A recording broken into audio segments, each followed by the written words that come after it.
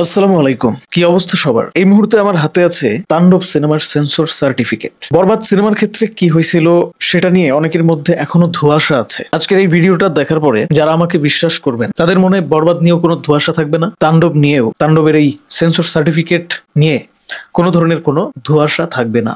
আর যারা বিশ্বাস করবেন না, বরাবরের মতো প্রত্যেকটা ইস্যুতে যখন কথা বলি সত্যিই বলি, অথচ শুরুর দিকে কেউই বিশ্বাস করেন না, তাদের কাছে আমার কথাগুলো নিছক মনে হবে, তারা এখনই এই ভিডিওটা স্কিপ করেন। তাণ্ডবের কথা বলার আগে বরবাদের প্রসঙ্গে কিছু কথা বলি। বরবাদ সিনেমা রিলিজের আগে ভয়াল নামে একটা সিনেমা রিলিজ হয়েছিল, সবাই জানেন। ইরফান সাজ্জাদ, যেই হিরোর কোনো টোটালি বলা যায় যে ইন্ডাস্ট্রিতে ভ্যালু, ফেস ভ্যালু কোনোটাই বর্তমানে ওইভাবে নাই, একদমই নতুন একজন নবাগত নায়ক, এবং তার সাথে যে অপোজিটে ক্যারেক্টার প্লে করেছিল মানে তার কো আর্টিস্ট, সেও আমার জানা মতো একদমই নতুন একজন নায়িকা। তো সেই ভয়াল সিনেমাটা একদমই খুব বেশি আহামরি বড় বাজেটের সিনেমা না, larger than life type of cinema না, একদমই সীমিত বাজেটের মধ্যেই তারা সম্পূর্ণ করার চেষ্টা করেছিল যতটুকু তারা পেরেছিল। সেই ভয়াল সিনেমাটা এ রেটেড সিনেমা হিসেবে সেন্সর বোর্ড থেকে সার্টিফিকেট পায়। ভায়োলেন্স কথাটা বারবার উল্লেখ করার পরেও বরবাদ এ রেটিং পায় নাই। শেষমেশ বরবাদ সিনেমাটা ইউ রেটেড সিনেমা হিসেবে সার্টিফিকেট পেয়েছিল। আমার প্রশ্ন, তাহলে কি এই ইউ সার্টিফিকেট পাওয়া নিয়েই আন্দোলন চলতেছিল? যারা আন্দোলন করেছিল তারা কি সত্যিকার অর্থেই এই ইউ সার্টিফিকেট পাওয়ার জন্য আন্দোলনটা করেছিল? এবার যারা জানেন না যে ইউ সার্টিফিকেট মানে আসলে কি, ইউ সার্টিফিকেট মানে হচ্ছে 18 বছরের নিচে যাদের বয়স তারাও ওই সিনেমাটা দেখতে পারবে, তাদের জন্য ওই সিনেমাটা উপযুক্ত। অর্থাৎ ওই সিনেমাতে কোনো ধরনের কোনো ভায়োলেন্স থাকবে না। অথচ বরবাদ সিনেমাটার ট্যাগলাইনই হচ্ছে violence, action violence, romantic violence. Violence কথাটা কখনোই বরবাদ থেকে আলাদা হয় নাই। পরিচালক থেকে প্রযোজক সবাই ভায়োলেন্স কথাটাকে যুক্ত করেছে, এবং আসলেই সিনেমার ভিতরে মূল আকর্ষণই হচ্ছে ওই ভায়োলেন্স। তাহলে ওই ক্ষেত্রে কি হইলো ব্যাপারটা? আসলে যখন সেন্সর বোর্ডে বরবাদ আটকিয়ে দেওয়া হচ্ছিল তখন সবাই ভাবতেছিল যে তাহলে বোধহয় ওই এ রেটেড যে সার্টিফিকেটটা তারা দেওয়ার কথা, আসলে নিয়ম, নতুন নিয়ম অনুযায়ী সেই সার্টিফিকেটটা বরবাদের ক্ষেত্রে তারা দিতে চাচ্ছে না। তারা এক কথায় কেটে চেটে তারপরে সিনেমাটা রিলিজ করাতে বলতেছে, এটাই না? তো আন্দোলন করলো, সব করলো, করার পরেও এ রেটেড সার্টিফিকেট সেন্সর বোর্ড থেকে দেওয়া হলো না, কেটে চেটেই মুক্তি দেওয়া হলো বরবাদ সিনেমাটা। যারা দেখছেন তারা নিশ্চয়ই একটু হলেও বুঝতে পারছেন যে ব্লার করা হয়েছে কিছু কিছু অংশ, এবং কিছু কিছু অংশ দেখে বোঝাও গেছে যে এখানে হয়তো আরো কিছু সিন থাকার কথা ছিল যেটা আমরা দেখতে পাচ্ছি না। ইভেন পরবর্তীতে কিছু লিকড ফুটেজ কিন্তু ভাইরাল হয়েছে যেগুলো একেবারে ভায়োলেন্স যুক্ত ছিল। সেই সিনগুলো আমরা সিনেমা হলে গিয়ে দেখি নাই।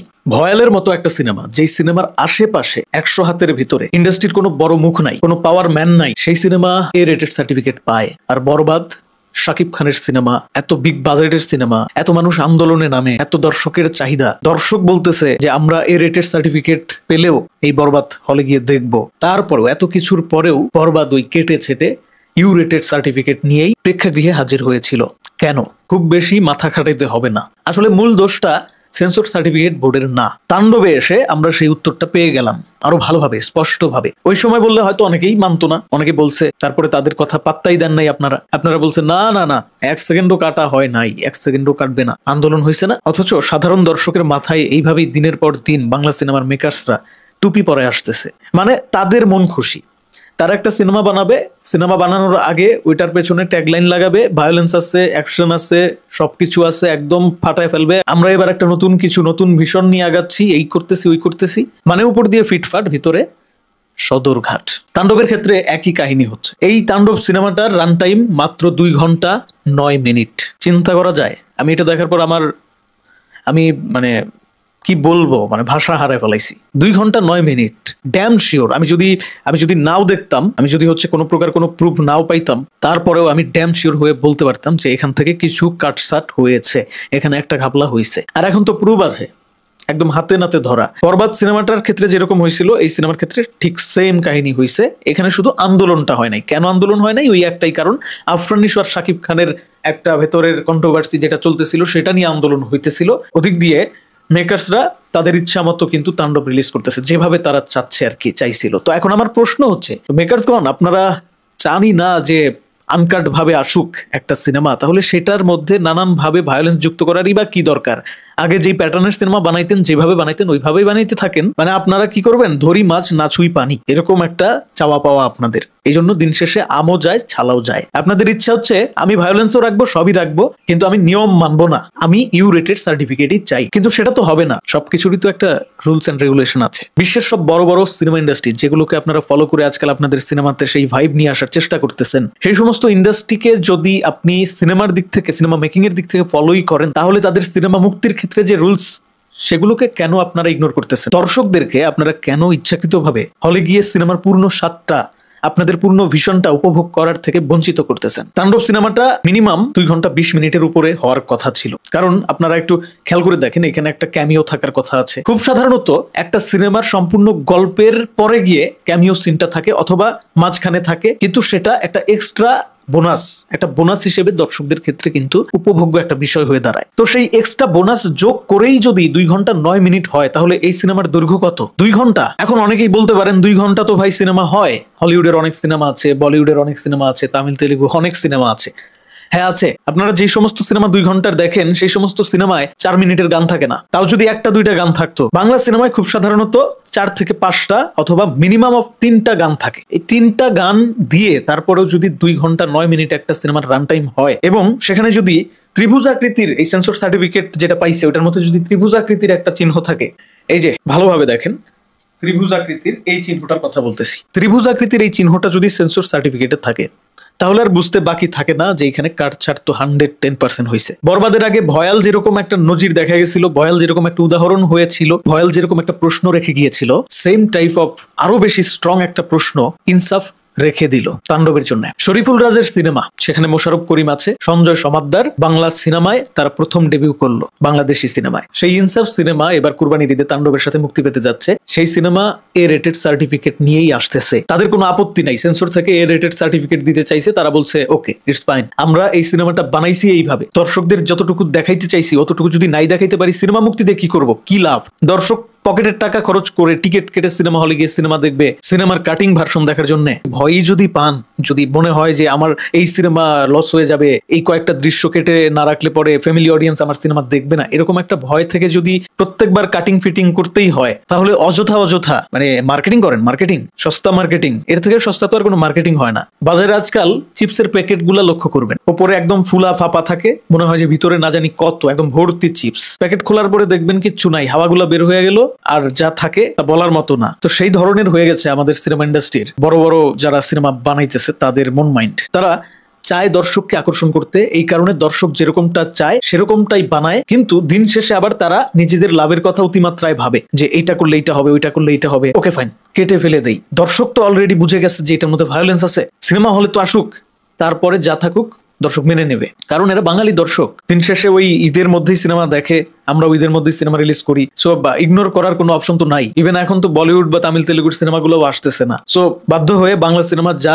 থাকবে, মানে যেভাবে মেক করব সেটাই তো দেখতে হবে দর্শকদের, সেটাই তো দেখবে। দেখুন এত কথা বলতামই না, অনেকেই আমাকে নক দিয়ে বলতেছিলেন যে ভাই তাণ্ডব নাকি কাটিং ফিটিং হয়েছে, তাণ্ডব নিয়ে কিছু বলেন, তাণ্ডব নিয়ে কেন আপনি চুপ আছেন, কি হয়েছে একদম বিশ্লেষণ করেন। কি বিশ্লেষণ করব? বিশ্লেষণ করলেও দেখা যাবে যে কমেন্ট বক্সে অনেকেই বিরোধিতা করতেছেন। সত্যের কোনো ভাত বর্তমানে নাই, সত্য তেতো, কিন্তু সেটা সত্য।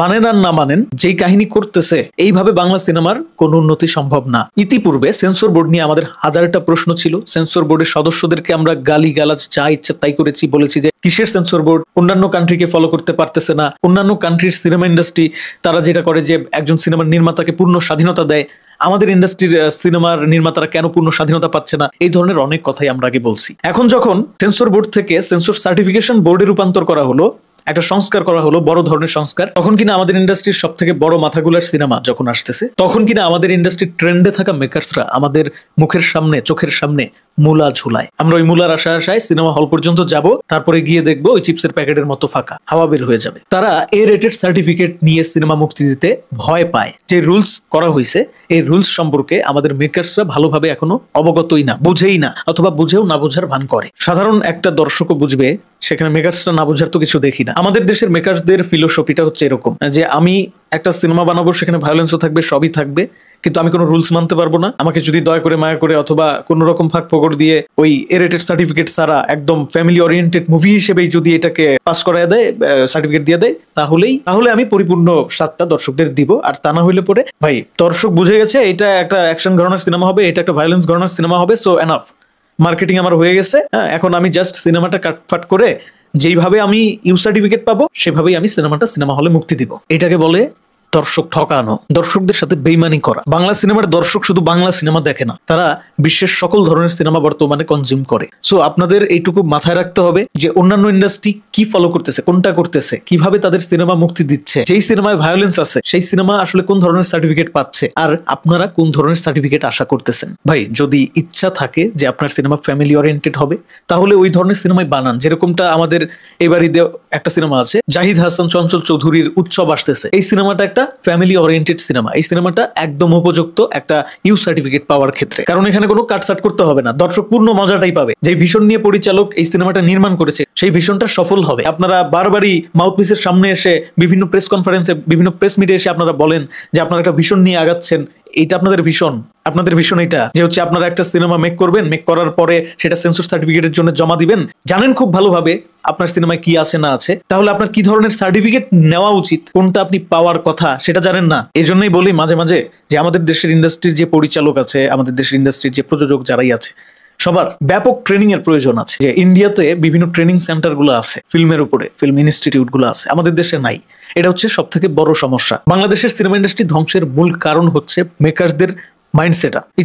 ইতিহাস ঘেটে দেখলে দেখা যাবে বাংলা চলচ্চিত্রের শুরু থেকেই এইভাবে দর্শকদের ঠকিয়ে আসা হয়েছে। শুরুর দিকে সেটা আরো বেশি মারাত্মক ছিল, এখন তো তাও পোস্টার, টিজার, ট্রেলার অথবা সিনেমা মেকটা হয় অ্যাটলিস্ট আধুনিকত্বের ছোঁয়া নিয়ে। কিন্তু একটার সময় একটা সিনেমা আসলে যেহেতু শুধুমাত্র বিটিভিতেই দর্শক দেখতে পারবে অথবা সিনেমা হলে আসবে তখন দেখতে পারবে, এরকম এখন যেরকম সব খবর আগে আগে চলে আসে আমাদের কাছে, সেরকম আসবে না। তো সেই সুযোগটা তারা খুব ভালোভাবে নিত। তারা একটা সিনেমা ইন্ডিয়াতে মুক্তি পেলে সেটা ইন্ডিয়া থেকে দেখে আসতো, তারপরে স্ক্রিপ্ট লিখতো, সেই সিনেমা দেখাই সেই স্ক্রিপ্ট লিখতো, কোনো প্রকার রাইট কিন্তু না। রিমেক করারও যে একটা বৈধ নিয়ম আছে, সেই বৈধ নিয়মটা তারা কিন্তু কখনোই ফলো করতো না। এরকম অসংখ্য সিনেমার উদাহরণ কিন্তু দেওয়া যাবে, যে সিনেমাগুলো বাংলাদেশে প্রচুর পরিমাণে হিট হয়েছে, ব্লকবাস্টার হয়েছে, প্রচুর ব্যবসা করছে, অনেক পরিচালকের গাড়ি বাড়ি হয়ে গেছে, অনেক হিরো টপ হিরো হয়ে গেছে, কিন্তু তারা করছে আসলে নকল সিনেমা, কপি মার্কা সিনেমা। এই কপি সিনেমার যুগ পার করে এখন যেহেতু দর্শকের হাতের কাছে সবকিছু, হাতের মুঠোয় পৃথিবী, ইন্টারনেটের যুগ, এই কারণে সেটা তো আর সম্ভব না। এখন কি করে, এখন ওই বলে যে ইন্সপায়ার হইতেছি, এমনি করতেছি, অমনি করতেছি, কিন্তু প্রপার সিনেমাটা আমাদেরকে দেখার সুযোগ করে দিচ্ছে না। যখন বুঝতেছে যে না, এই সিনেমা যেটা মেক করছি সেটা তো ইউ সার্টিফিকেট পাবে না, এ সার্টিফিকেট নিয়ে তারপর আসতে হবে, সেখানে আমার হয়তো কিছু দর্শক লস হইতে পারে। যদিও সত্যিকার অর্থে কোনো দর্শক লস হবে না, বরং আরো বেশি দর্শক সিনেমা হলে গিয়ে সিনেমাটা দেখবে। আজকালকার ছেলে মেয়ে ক্লাস 6-এ পড়ে, তার কাছে আইপ্যাড থাকে, আইপ্যাড। সেই সমস্ত ছেলেরাও স্মার্টফোনে ওটিটি কন্টেন্ট দেখে। যদি বলেন যে ওই চিন্তা করে আমরা হচ্ছে সিনেমা মেক করতেছি যাতে করে সমাজ নষ্ট না হয়, তাহলে বলবো যে আগের মতো সিনেমাই মেক করেন, কোনো ধরনের ওই ইন্সপিরেশন নিতে হবে না বলিউড থেকে, হলিউড থেকে আমাদেরকে আশা দেখিয়ে ওই মুলা ঝুলিয়ে সিনেমা হলে নিয়ে যাওয়ার কোনো প্রয়োজন নাই। অনেকের একটা প্রশ্ন থাকতে পারে, মেগাস্টার শাকিব খানের ক্ষেত্রেই বারবার কেন এরকম কাটিং ফিটিং করে সিনেমা রিলিজ করা হচ্ছে? তার সিনেমার ক্ষেত্রেই কেন ইউ রেটেড সার্টিফিকেট প্রয়োজন? এ রেটেড সার্টিফিকেট নিলে কি সমস্যা? সমস্যাটা দর্শকেরও না, সমস্যাটা মেগাস্টার শাকিব খানেরও না, সমস্যাটা প্রযোজনা প্রতিষ্ঠানের। তারা ভাবে তাদের মাইন্ড সেটআপটা আসলে এরকম যে শাকিব খানের তো বিশাল বড় অডিয়েন্স, দর্শকের তো অভাব নাই, অন্যান্য হিরোদের তো দর্শক সংখ্যা কম, শুধুমাত্র মাল্টিপ্লেক্স বা সিনেপ্লেক্সের সিনেমাগুলো মুক্তি পাইতেছে, কিন্তু শাকিব খানের সিনেমা যেহেতু বাংলাদেশের সকল স্তরের মানুষ দেখার সুযোগ পায়, সেহেতু এই এত বড় অডিয়েন্সটাকে আমাদের ধরতে হবে, যেভাবেই হোক কেটে কুটে হলেও সব ধরনের অডিয়েন্সকে সিনেমা হলে হাজির করতে হবে। এই তাড়নাটা, এই যে একটা লোভ, লালসা, সেই লালসার শিকার হয়েছে আমাদের দেশের ইন্ডাস্ট্রির যত মেকার্স আছে যারা শাকিব খানকে নিয়ে মুভি বানাচ্ছে। কিন্তু তারা এটা বুঝতে পারতেছে না যে দিন শেষে তারা তাদেরই ক্ষতি করতেছে, নিজেদের একটা দুঃসময় ডেকে আনতেছে। যখন এদের সিনেমা আর কেউ সিনেমা হলে গিয়ে দেখতে চাইবে না, ওটিটিতে দেখতে চাইবে, কারণ আগে থেকেই মানুষের জানা হয়ে যাবে যে এই সিনেমাটা কাটিং টু ফিটিং হবে, এটা সিনেমা হলে গিয়ে দেখা যাবে না। ধন্যবাদ সবাইকে ভিডিওটি দেখার জন্য। আমি ভেবেছিলাম যে তাণ্ডব অ্যাটলিস্ট কাটিং ফিটিং ছাড়া দেখবো, সম্পূর্ণ মজাটা হয়তো তাণ্ডব সিনেমার ক্ষেত্রে আমরা পাবো। দেখা যাক কি হয়। 2 ঘন্টা 9 মিনিট, এখানে কখন কার ক্যামিও দিবে আর কখন কি করবে আমি তো কিছুই বুঝতেছি না। এটা নাকি আবার মাল্টি কাস্টিং সিনেমা, এটা নাকি আবার মাল্টি স্টারার সিনেমা, এখানে নাকি সিয়াম আহমেদ আছে, শাকিব খান আছে, আফরান নিশো আছে, আরো বা এফ এস নাইম আছে, জয়া আহসানের মতন শিল্পী কাজ করেছে। তো এতগুলো ক্যারেক্টারকে বিল্ড আপ কখন করুন? একটা একটা সময় না দিলে এই এত তাড়াহুড়ার মধ্যে কিভাবে এক একটা ক্যারেক্টার সম্পর্কে মানুষ প্রপার একটা ধারণা পাবে? না, যদি কোনো গান না থাকতো সিনেমায়, হলিউডের যে সিনেমাগুলো থাকে ওরকম যদি হইতো তাও না হয় মানতাম যে হ্যাঁ 2 ঘন্টা ইজ এনাফ, কিন্তু ভাই পুরাই হতাশ করে দিল। তো বন্ধুরা, কমেন্ট বক্স স্বাধীনতার জায়গায়, কমেন্টে অবশ্যই আপনাদের নিজস্ব মতামত জানাবেন। আমার সাথে দ্বিমত হলে সেটাও জানাবেন, সমস্যা নাই। আপনাদের ভালো মন্দ সব ধরনের কমেন্টস হজম করার অভ্যাস এখন হয়ে গেছে।